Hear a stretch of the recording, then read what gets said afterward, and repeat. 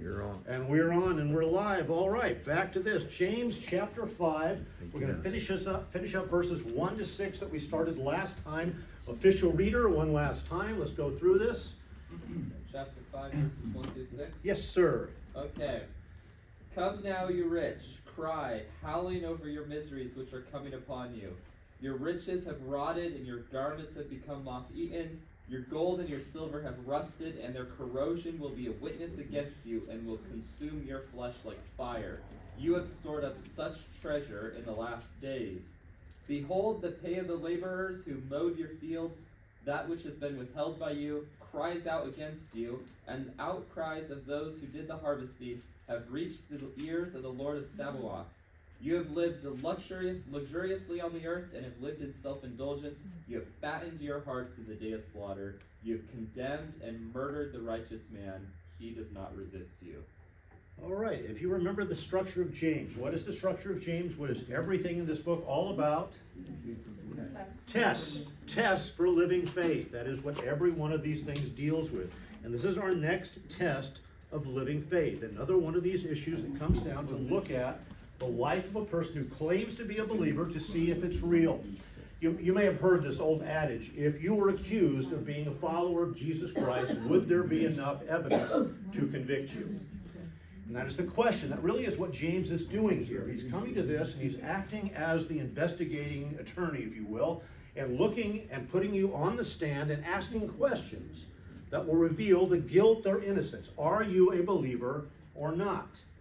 That's what every one of these things is designed to do, to try to cut down to it and find out where you stand with Jesus Christ. And this next test, the one we're dealing with now, is the test of money. How do you relate to, how do you deal with, how do you handle wealth, material possessions, the extra that God gives you? Remember, the status for wealth, status for being rich was having more than you need. That was the standard. When you have more than you need, when you have excess, what character governs how you handle that? This comes from what Christ said in the Sermon on the Mount when he was going through what a kingdom person looks like, what a person who follows God really looks like, and he made that comment, and he said, do not store up for yourself wealth on this earth, but instead treasures in heaven. Why? Because where your heart is, or where your wealth is, there your heart will be also. The things you love, what do you really see? What wealth is it? Is it spiritual wealth or physical wealth that dominates your feelings, that dominates your life, and what drives your desires? He went on with that in Matthew 16 and followed up with that. Basically said, if you can't serve God and money, right? You have to pick a master. Something has to drive you. Something has to determine the values that govern your life. Which one is it? It can't be both. James hit this in James chapter 4, verse 8. He says, you adulteresses, do you not know that friendship with the world is hostility toward God? Therefore, whoever wishes to be a friend of the world makes himself, literally the phrase there, sets himself or establishes himself as an enemy of God. He makes that an absolute reality. And as James points out, it is probably not a good idea to pick a fight with God. This is not a healthy place to be. This is probably not a competition you're going to come out well on. So probably not a good choice. So we cannot ignore the importance of this test. There's an issue, I should say. Let's see if I can get this out. I've been struggling with my voice all morning. I don't know why. If I was to ask you this, what has taken more people out of ministry than any other sin that you can think of? Infidelity or Sexual sin, by and large, hasn't it? That's what we generally think of. We have a case right now of a very prominent pastor, the person that was revered nationally, internationally, that has fallen out because of that sin. But I would put this out to you.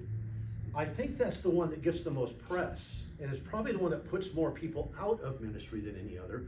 But there's another sin that commonly, if it doesn't, should end the ministry of a number of people. Great. And that, quite frankly, is how they handle wealth.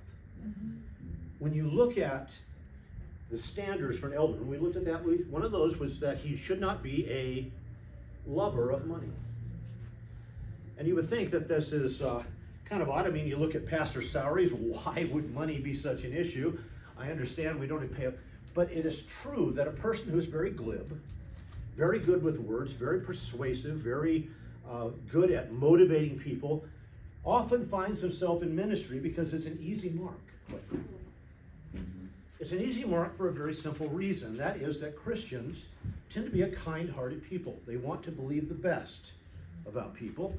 And consequently, we are very much the mark of a lot of con men through time. They come in and they want to establish things. Jesus said that he warned us. He says there are going to be those that come in dressed in sheep's clothing. Have you read that or come across it? Now, what do you think is meant by that? What does it mean? A person comes in dressed in sheep's clothing. They're not coming into. Okay, that's what we normally think. They're not really sheep, but that's not what that phrase means. Yeah. Dressed in the clothing from a sheep. I want you to understand, what would a shepherd dress in? Where's he going to get his clothes? He's got sheep. There's this wool stuff. There's some that they shear, some that they slaughter, which you can get now sheepskin. What do you think he's going to make his clothing out of? Okay?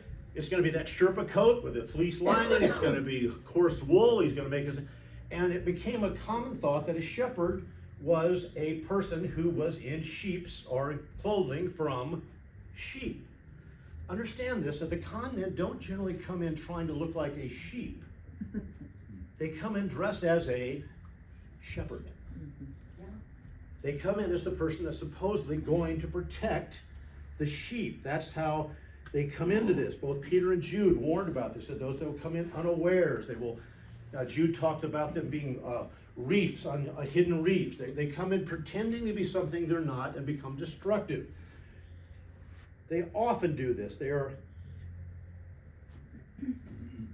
are recognizing that there's a simple mark in Christian people. My wife and I got a very, very vivid demonstration of this. We had just moved up in this area. I'd finished school down there, seminary and college and all, and we wanted to buy a home, and if you know the LA area, that wasn't going to happen on my salary, so we moved back up here. It's also where my mom was. I was the only remaining living child to be near her.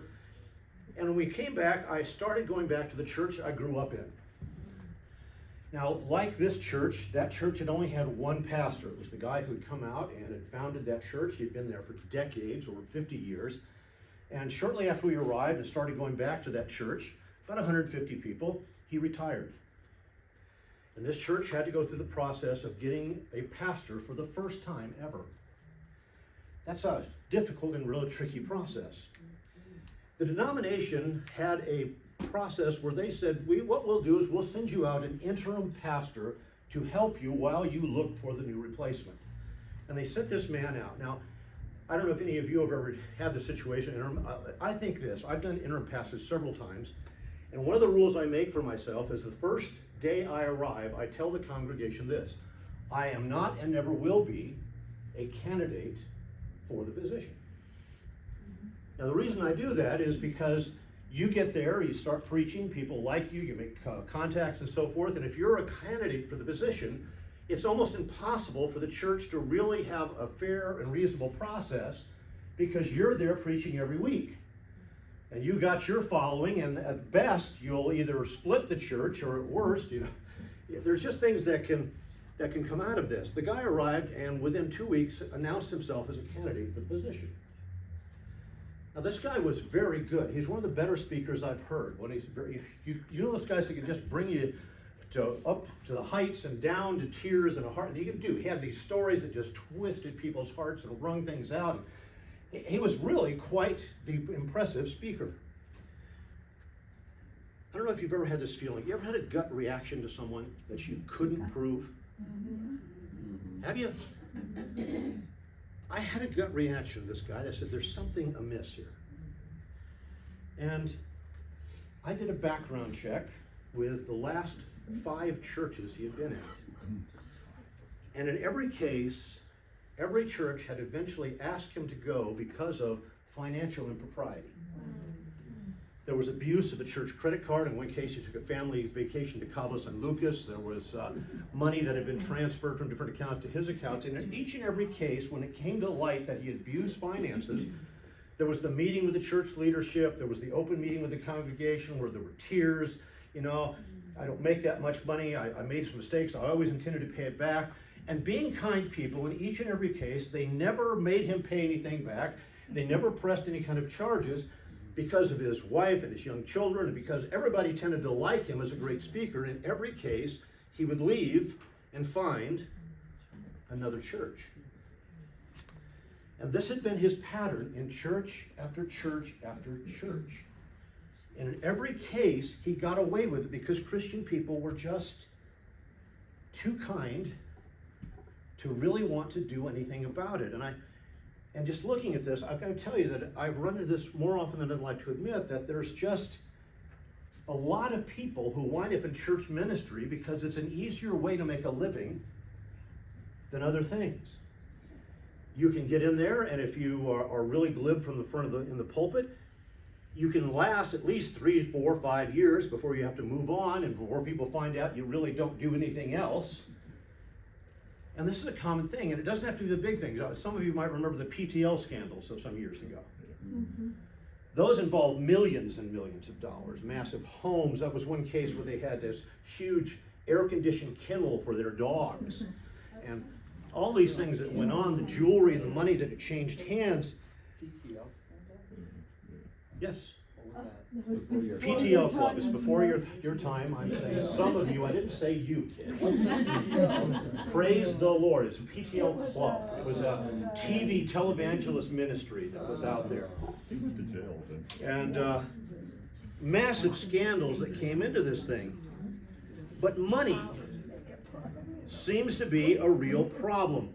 And it has always been that way. I think you look at what goes on just for that very reason. As a matter of fact, Christ wouldn't have warned us if that was an issue, but you remember what Paul had to do to make sure that people knew that he was not a con man.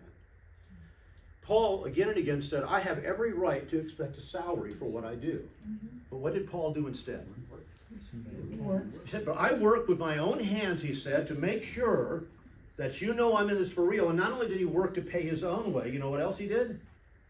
He worked to pay the way of anyone traveling with him. So whether it was Luke, or whether it was Timothy, or whether it was Barnabas, Paul made a point of saying, you can know I'm in this for the right reasons because I refuse to take a dime for what I do. It's not that he didn't think it was due him, but I think you understand by Paul's background, he might have a little extra impetus to make people want to trust him. As a persecutor of the church and so forth, and you see well, you know, he's stopped killing you, but now he's just taking advantage of you. Now he's just conning you for money, but this guy hasn't changed his stripes. He's as bad as he ever was, and he has this problem. But that has always been the ability of the glib, the guy who can motivate a crowd, the guy who can create. How many churches have you seen where it's very little about Jesus Christ and very much a personality cult about the guy up front? And this is the reality of things. People will abuse money. And we don't have to be stupid. I mean, the church has made it plain. We don't have to fall for this. We always remember that gentle as doves part. You remember the first part of that for the passage? Wise as serpents. There's an aspect in that we should be able to spot this. And this is what James is getting at. Do you understand what character looks like? Do you see how this is supposed to work? Do you understand what a believer should be like that is different than the world? And understand this again. That guy, I said, time and time again, it was always the tearful apology. You know, my wife and children, I didn't mean to, but we got behind. We had these problems. There was always an excuse for it. But the simple reality is that Jude puts out, Jude says, these people who come in and are there for other reasons other than to serve God are not just the misguided. They're not people who just make mistakes. He called them brute or savage beasts. He said these are predators. These are people that are coming in to feed off of God's flock. That's what they are. And you have to watch for them. So how we handle money is obviously a big deal. There's an aspect of this. And this is what James is after here. Do we really look at the character and how people handle money? Because it really will tell us where they are in so many aspects of life. Because remember this, it is not the money that is the problem, right? Money is not evil in and of itself, is it? No. What is the evil? The love of it. The love of it. And there's the distinction. There's the attitude. Yeah, Walter? And it doesn't mean that you have to have a lot of money. You just have to love it.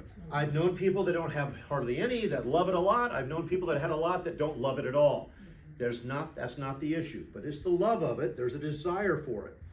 And what we're looking at in this passage is James is looking at not the problem with being rich, but rich who are evil. And he says you will see their real character in how they handle money. And you notice how he opens this up. It comes pretty strong. Come now, you rich, weep and howl for the miseries that are coming upon you. So in this case, James is looking at how a certain group of rich people who claim to be part of the church are conducting themselves. And he's saying, I've done the questioning, I've looked at the evidence, and you should be preparing for judgment. Things aren't going to go well for you. You remember that word howl? That's the word that we talked about, the shrieking, the absolute lamenting that was there at funerals, or for those who had had their nation taken over or were about to be hauled off into captivity. It's the shrieking of helplessness. It's the shrieking of ultimate pain. He's saying that's what you should be doing instead of enjoying your money.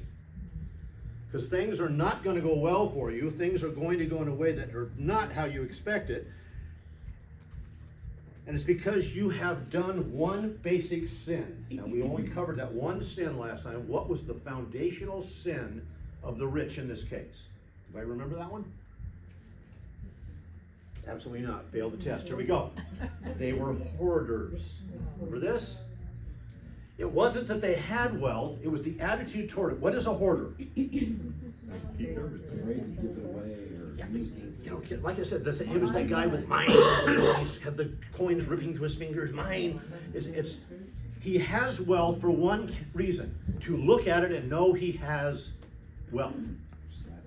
It's a status. I have achieved this, and I want everybody to see it.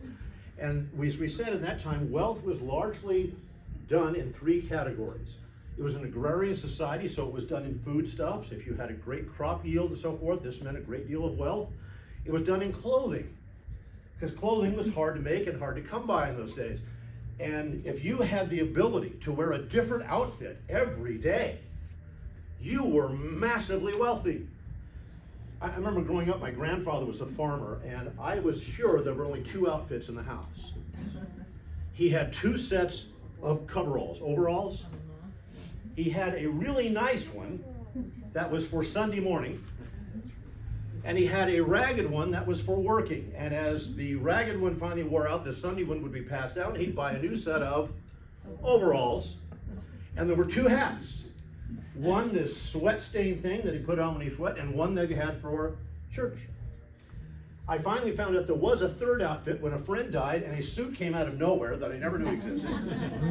And then it went back in the mothballs and was never seen again until the next kind of funeral or issue came up, or wedding. But he had just a limited number of clothes. And so clothing, the story having a closet that you opened up where you had to go, what will I wear today, was considered one of the most amazing signs of wealth you will ever have. I did not look right at anybody. Okay. But if you feel guilty enough to feel like it, maybe there's a reason for that. Okay, now. So it was those two things. And then the third thing was you might also acquire money. So those were the things. You might get some cash built up. And in those days, cash was not paper, it was not accounts, it was not a credit card where everything was electronically. It was physical coin. And it was in gold and silver. And sometimes it's called hack silver. You would just take silver bits and hack it into little shards, and that was not really coin. It was the closest thing you could get. Just a certain bits of silver were worth something. And what James says is, here's the problem with all three of those types of wealth. With foodstuffs, you can't hoard it. Why? It goes bad. You can't keep it forever. It's going to rot, so you can't just sit there and go buying, because it's a stupid thing to do.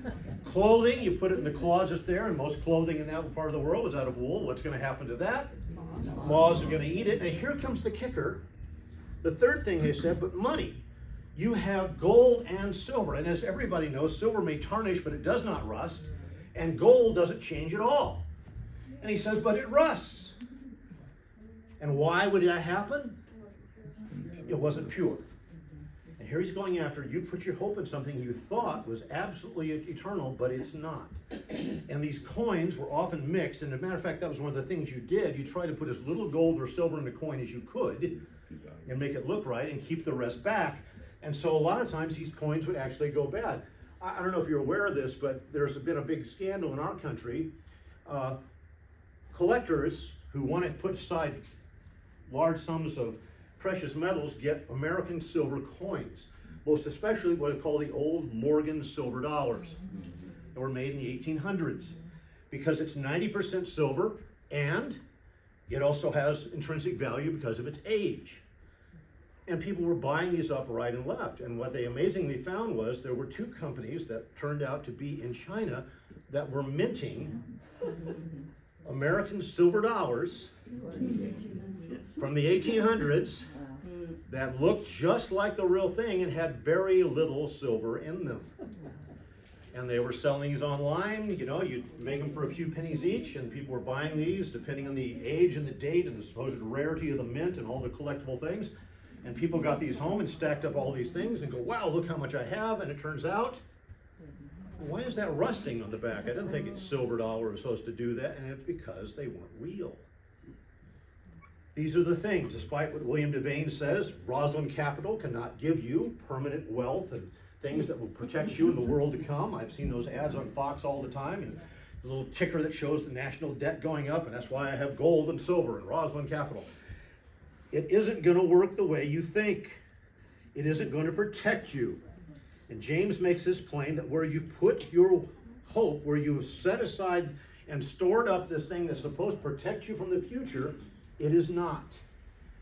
So the first problem was that it was hoarding.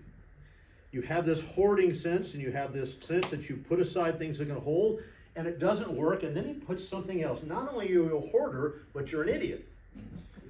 Because you're doing this, notice he says, in the last days. Now here's what he says.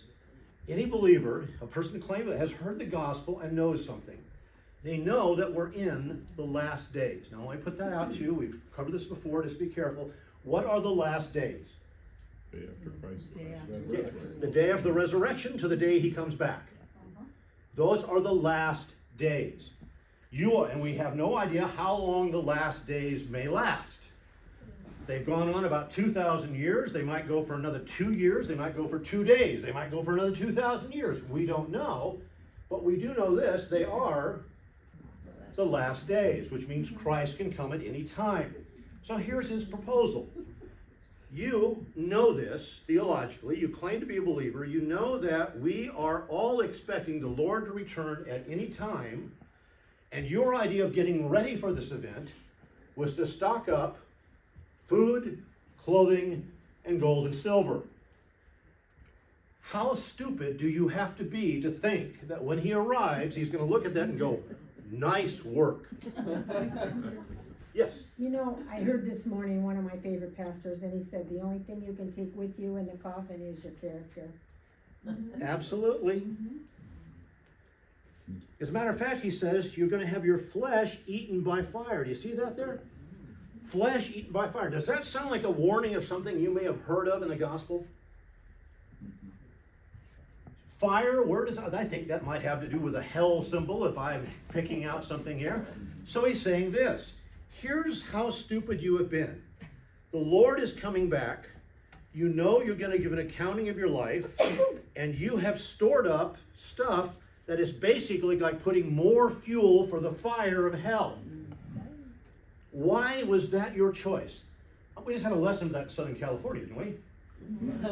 Probably not a good idea to let your hillsides of your forest pile up with burnable stuff in a fire zone and not expect to have fire. That probably is not a good choice. And then we add to that, I'll tell you what, let's not only not put away anything that has to do with having fire, let's get rid of our water supply so we can't even put it out, but that's a little adjustment. But here we have this whole thing that says what you've done, as we've examined your life, we have found that you have set aside things that are proof of your guilt. You ever seen the pictures after they've done a raid somewhere and they show you all the stuff they've seized? You know, here you go, here's all the drugs we seized, and here's the guns and all the things and the weapons and all. We captured all this stuff. That's being laid out as evidence of why they did it. I was just reading, ex-Congressman Menendez has just been convicted of taking bribes from places like Qatar, perhaps from cartels and other things.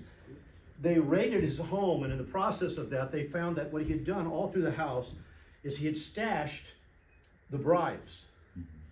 And there were 1 ounce gold bars stuck in jacket pockets and hung in the closet. There were stacks of cash pushed in different places all around the house.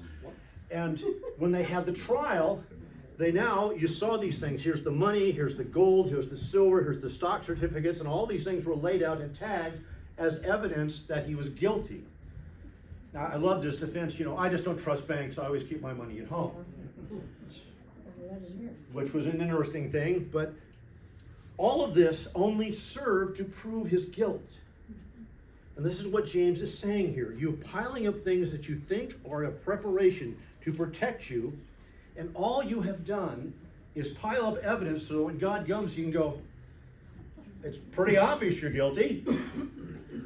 I gave you these things, and you just piled them up for yourselves. One of you mentioned last week the illustration or the parable, I should say, that Christ gave us about the talents, and the one guy that just buried his talent for a while. That was bad enough. But here's the worst case scenario. The worst case is he took the talent, he used it to make money for himself, and did not offer anything back to his master that gave him the talent in the first place. And this is what James is saying. You're claiming to be a believer, and now God has given you this resource, and you have only used it for yourself. There are two attitudes when you understand the last days. One is, it's the last days, I need to do all that I can for Jesus Christ while I have the opportunity. Or it's the last days, I'm going to enjoy everything I can for myself because I don't know how long I have. Which character seems to represent a believer? First. Seems pretty obvious, doesn't it? James is, I told you, the book is not hard to understand, is it? James is giving tests that make absolute sense. Character, the test of character, how do you view money? This is 1 Timothy 6, 17 to 19.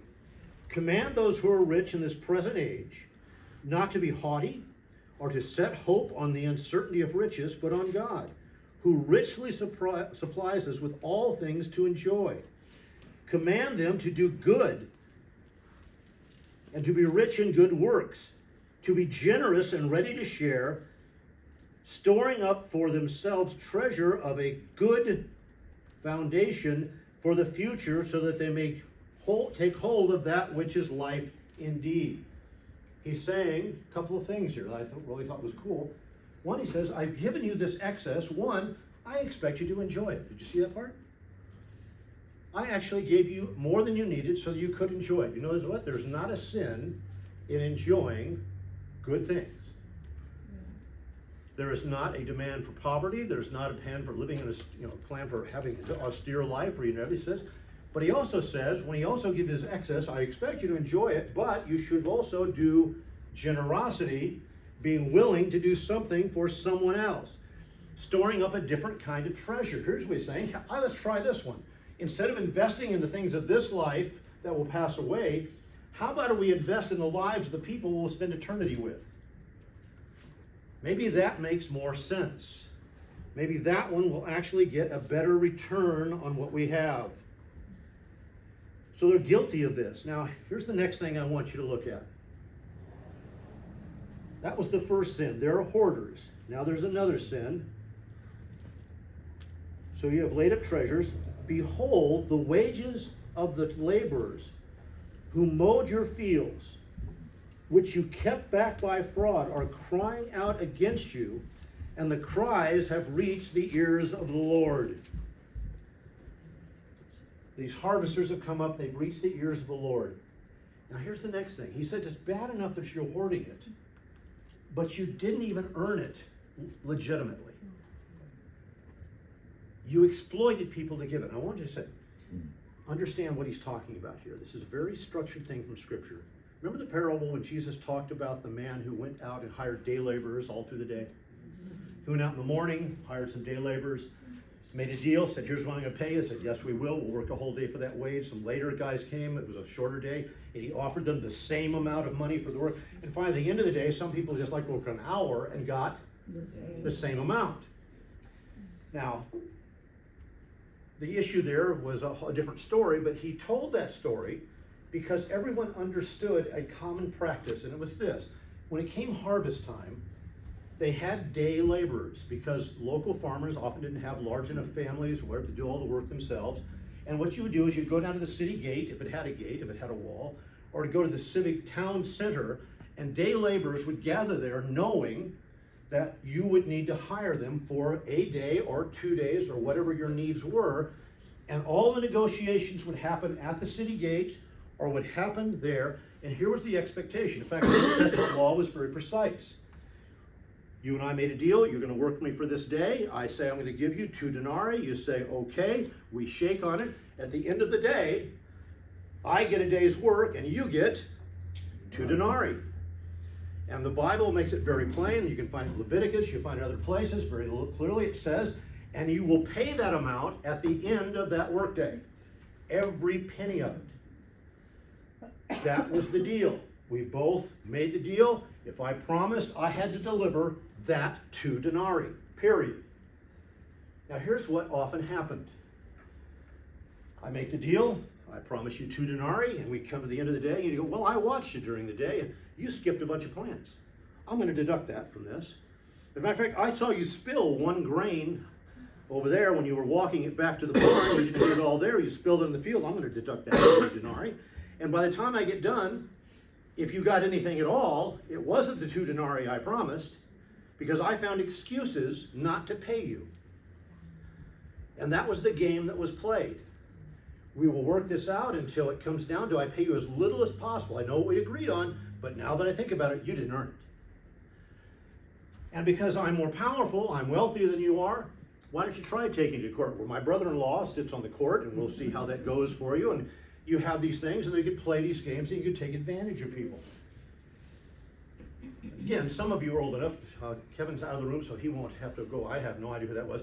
Tennessee Ernie Ford did a song in the 50s called 16 Tons. Remember 16 Tons? Yep.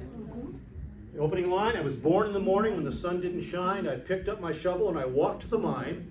I loaded 16 tons of number 9 coal, and the stall boss said, well, bless my soul. And here's the refrain.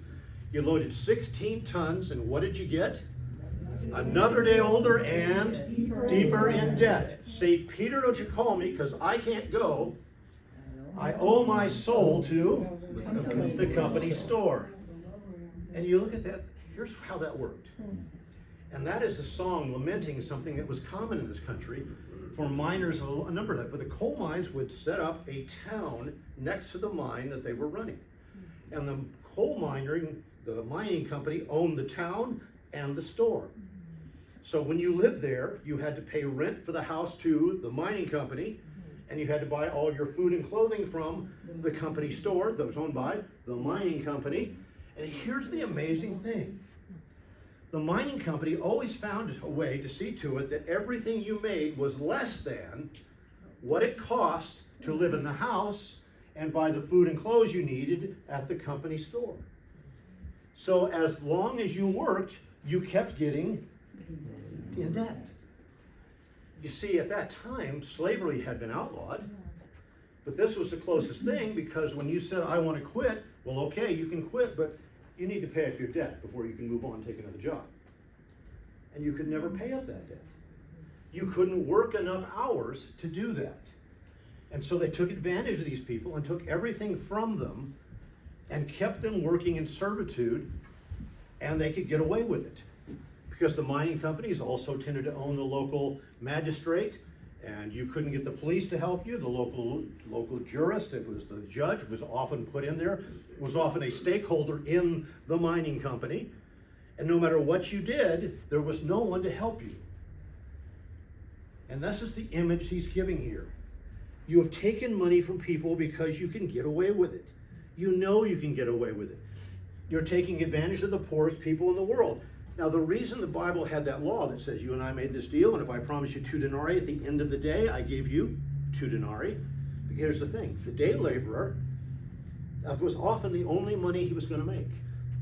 And the difference between him having food on the table for his family that night or nothing was whether or not I paid you what I promised. And so Scripture says you will pay him. And that's the way it's going to be. It's going to be absolutely what you agreed. That's why Jesus used that parable, because he's saying you all understand that if that's what you agreed, it's binding on both sides. So who are you to complain? You got what you were promised. They all understood that rule. And here we have someone that breaks that rule and takes advantage and gets everything they can out of it. They can get away with it because of their power.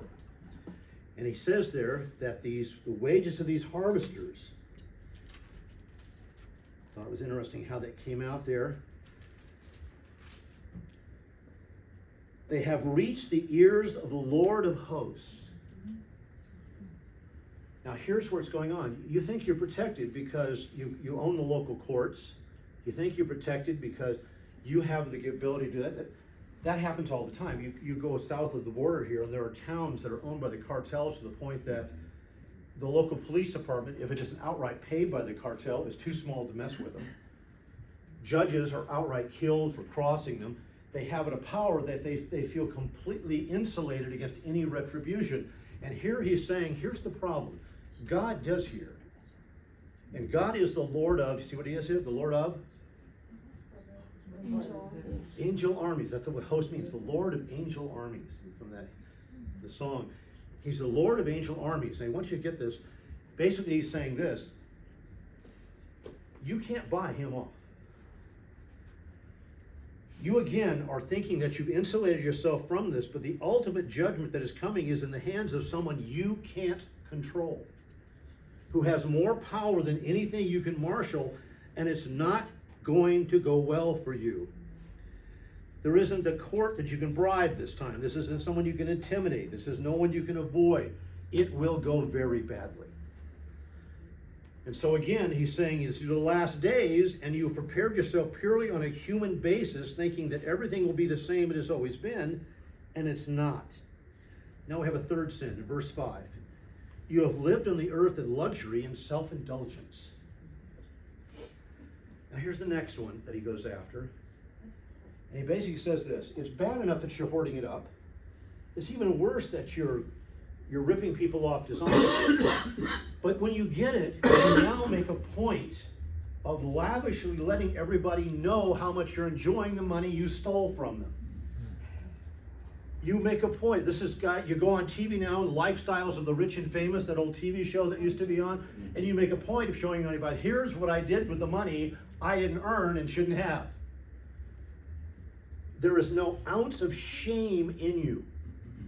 There's no sense of responsibility at any level. I can get away with this, and I'm going to show it off any way I want to. You live on this luxury in front of people with no sense of shame at all. The rich and the ability to do that. Comes down to this lack of any kind of generosity with people is now shown in the fact that you make a point. Look what I have. Let's go down to the garage. You have 35 cars. Let's go over here. And you make a point of just showing how much you spent on yourself, how much you can get away with. And if you do anything generous, if you notice something about this, I be careful with this story. I worked at a college for a number of years. We were building what we call VPAC, the Valley Performing Arts Center. And I'll put a disclaimer on this. This is what I understood. Allegedly, here's how it went. So now I'm on tape, and I said allegedly. Some people came because we were having trouble raising enough money to finish VPAC, and a couple came and offered to pay the millions of dollars necessary to complete the project. And we renamed VPAC after the wife of the couple. The reason we did it is because the condition of getting the money was you have to rename VPAC to the name of the wife, or you don't get the money. Until I get my name immortalized on the side of this building, I'm not giving you anything. Quite often, people who have so much that they can give away and not miss it, do so for one and one reason only, to show off how much they can do. And here God is condemning that and saying, if that's how you're gonna live, if everything you do is gonna be laid out there just to show people what you can do because you have so much, again, this is piling up evidence of your guilt. Did they get the money? Well, we got the money, and the name is on the side of the building to this day. So if you go down, it's not called VPAC, I'll just tell you that right now. It has a whole new name. Money reveals character. It does not corrupt in and of itself, but it is a microscope that shows corruption brilliantly. It shows exactly what it's like. And here he goes on again. James then says, and you have fattened your hearts for the day of slaughter. Now that word for fattened, if here we go, our rancher. Do you want your cattle to gain a lot of weight? Oh, yeah. Why? That's right. You want to fatten them up. If you sell turkey, if you sell lamb, you want that bird, you want that cow, you want that hog to be as big as it. You want it to have a lot of pound on the hoof, don't you? Because it means more money. Now here's what James says. Here's what your wealth has done. What you've done is fatten yourself up for the day of slaughter. Everything you've done has just fattened you up. Here's the thing. That animal gets the best feed you can for it. You make sure they have good grazing. Because you want to have good quality beef when you sell that. You protect them from the elements. You protect them from predators. You do all these marvelous things. And if the cow had any brain to be able to do that, they go, wow, this is a great way to live. I eat the best stuff. I don't have to wander out in the cold. I have a barn to sleep in at night. Is this a marvelous life or what? Until you find out something about that life. And that is, all of this nice treatment is only for the reason that what's going to happen to you? Hamburger. That you're going to be hamburgered.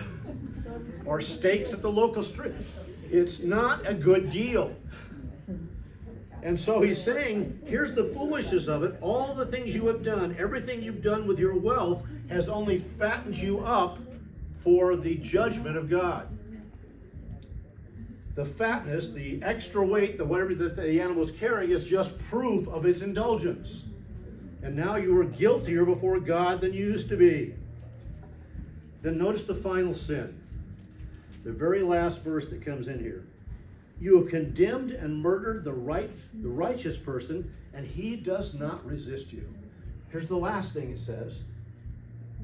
It's bad enough that you just hoard the money. It's even worse that you stole it. You should never have gotten it. It's even worse now that you've just flaunted it in front of everybody, that you spend everything to fatten yourself up without a care in the world for anyone else. But you abuse the law to protect yourself. You go after the person that can't. Now, we're not sure what's involved here. In our current world, we call it lawfare. That's the new term out there for using the law to go after someone who's inconvenient for you. It's not because they've done anything wrong, it's because they're in your way. And he's saying you control the courts to the point that you can not only get someone to go steal a field from them, to use the courts. You've seen how rich companies will do that. They'll come along because you don't have the resources. We need that house. We need what's under it. And you don't have the resources to fight them, and you give up. You simply don't have the means to fight back. They're bigger, they're stronger, they have more resource than you do. And he's saying, this is what you've done. You picked on people you know can't fight back. That's one possibility here. You know they can't fight back, and therefore you target them. And the worst thing is, you don't just take everything they have. You're willing to use the law to put them to death so you never have to see them again. I mean, that's extreme. But I'll see to it that I don't just lock them up or take what they have. I don't want them out there spreading rumors about how badly they were treated, so I'll use the law to kill them. Now that's one thing, people who can't fight back. But here's the other thing that he's saying. It may be that he's looking at Christians here, the ones I mentioned when we started, the ones that won't fight back. They look at it and say, I'm not into this lawfare thing. I'm not going to go to court. That's better off. My testimony is too important. And you are targeting your brother Christians, people you say, here's the thing, you say you're a believer, and yet in the church itself, you pick on fellow people that are supposed to be other believers, and you take everything they have, even their life, while claiming to be a fellow believer, because you can get away with it. Their testimony, I think, is too important to risk by fighting back. And this is what you'll do to them, because you can get away with it. All of these things just come down to this. James is saying, as I look at the character of your life, everything says you're guilty before God, not forgiven by God. And you will face judgment. A judgment that should have you howling for fear of the fire that will touch you that is to come. Let's close that one out, if you don't mind. Questions or comments?